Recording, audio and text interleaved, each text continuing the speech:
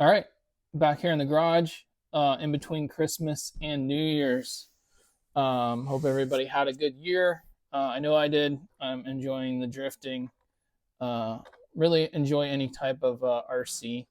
For me, drifting ever since I was a kid, racing RC cars. I tried to. The tracks were all kind of loomy back then, so I always try to want to do like sliding into the corners and stuff like that when I was a kid. So I think that's why I like drifting.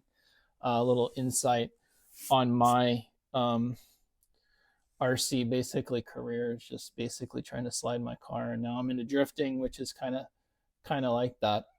We have the Team Associated RTR DC10 here. I have the factory team. Team Associated helped me out, got me this car about mid-year. I saw that they had this, just came out with this RTR car. I do a lot of reviews for all the other different RTR cars. I kind of hit them up. I hit up Richard Saxton, Andrew Smolnick, Jackson Brunson, asked them that I'd do a little review for RCDrift.social. They said, sure, no problem. Hooked me up and got me this pretty cool looking RTR drift car here.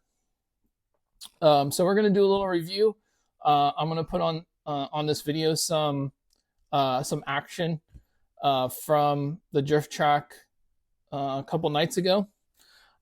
Really good. I basically took the box and 4 AA batteries and a Team Exalt drift battery with me to the track and pulled this thing out of the box and kind of went right at it, drifting with it at the track with the stock tires, stock setup, everything else.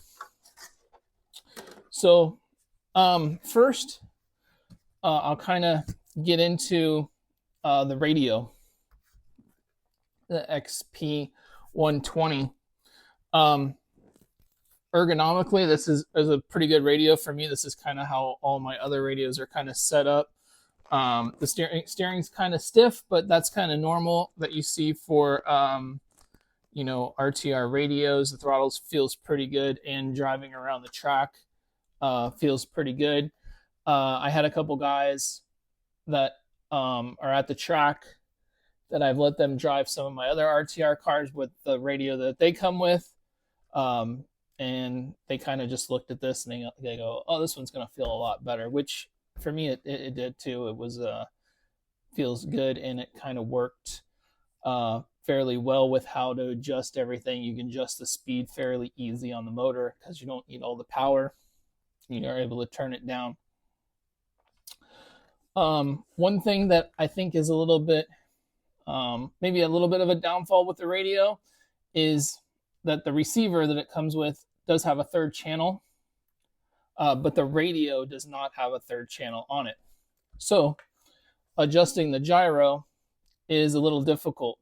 You have to have the body off, kind of run around the track, kind of feel out where you want the gyro, adjust it with a little flat screwdriver.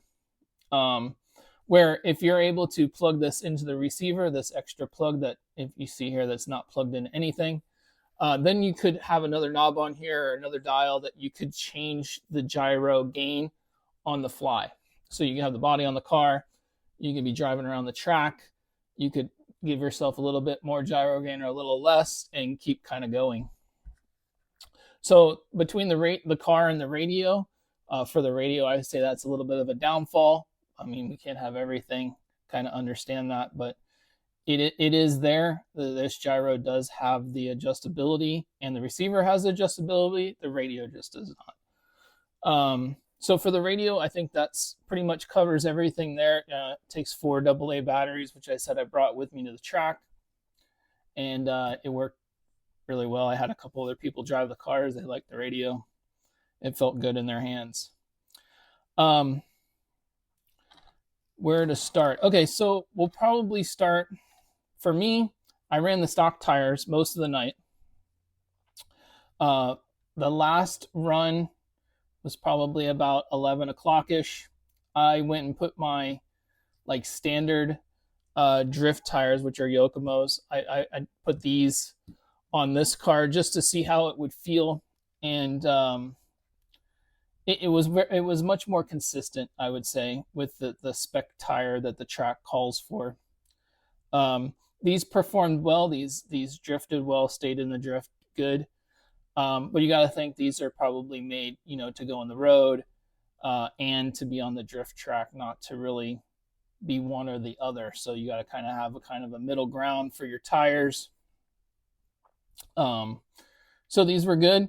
It's just that there are some out there that are better, and that's just a bolt-on type of thing. You could probably slide these tires off, slide the actual control tire on there, and be good to go. But for the most part, probably for what most of the consumer is going to do, they're probably going to go out and run it in your driveway, and these probably would work pretty good there. Let's talk about the speed controller and the motor. Both worked really well. I did like the power band. I liked how you can, on the radio, you can change basically how much power it has here. There's a minimum and a maximum. It looks like you go from 1 to 7. I'm at about a 3.5. So for my track's kind of small. I don't have that much power. And kind of turned it down so I could use all of the throttle, not just a little bit of the throttle at the higher maximum number on here. So you can kind of use more of the throttle. It makes it easier to drift, especially when you're drifting with other people. So that covers that. We kind of covered the receiver, where it's a 3-channel and the radio is not. The gyro and the servo. These, like I've talked about in other videos, these are, I guess you would say, the heart of drifting. These are probably the two, if you had to do upgrades to any drift car, these are probably your main two that you'd kind of go for. This is where you kind of can dial in all of your driver settings and stuff. I know there's a lot of dampening stuff with programmable servos where you can change a lot of stuff in the servo, plus you can change a lot of stuff in the gyro. Out of the 3 RTR cars that I have tested so far, which is the Yokomo, the Traxxas, and now this Associated DC10, this servo and gyro combination has worked the best. Traxxas is pretty good, but this is a more conventional style compared to Traxxas. And this for what this car is and what you're buying for the money, this is probably falls right into that ballpark of where you should be at. The other thing I'd like to talk about too is here, I'll put this car here. I got my factory team car here. Is the diff. This seems to be a spool that's in here. I did do the instruction manual, and it does, in the instruction manual for this car, it shows building an actual diff. But I believe this has the insert in the diff where this car has the actual sun gears in it with some lighter oil. For me and my driving style, I prefer the diff over the spool. So I know that change alone from making this a gear diff is going to change the performance for my driving style much better. Probably for like a bigger track or something that you're going to drift for a long period of time, maybe the spool is maybe a little bit better. But for me, I like a diff with some light oil. So that down the road, that might be one change that I do. So, and why my car doesn't have any electronics here, I've been testing a lot of servos, a lot of gyros with this car, and I'm kind of going through a whole electronics redo, I guess you can say, in this car, which we have some new stuff on the way that I'm going to put in here, and then we're going to go back out to the track and drift. But I wanted to have these kind of side by side so you can see the difference in the two. And some of the materials are different color here. As you can see, this has like a black, where this is more of like a grayish color. A lot of the components are in this, on the RTR, are in this gray color. It's probably a cost-effective way. Probably they could probably run this probably cheaper, I'm guessing. I'm not too sure, but I haven't really had an apart to see if they're stiffer or not.